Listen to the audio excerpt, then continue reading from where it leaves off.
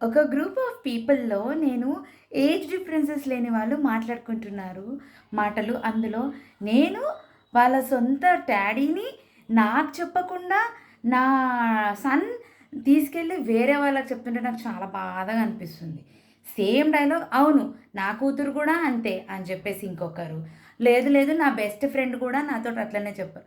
The best friend అనుకుంటున్న నువ్వు, నేనే ఇంటి పెద్దను, నేనే ఒక దానికి యజమానిని, నాకు చెప్పకుండా వేరే వాళ్ళకు చెప్తున్నారు అంటే, ఇక్కడ చెప్తున్న వాళ్ళది కాదు.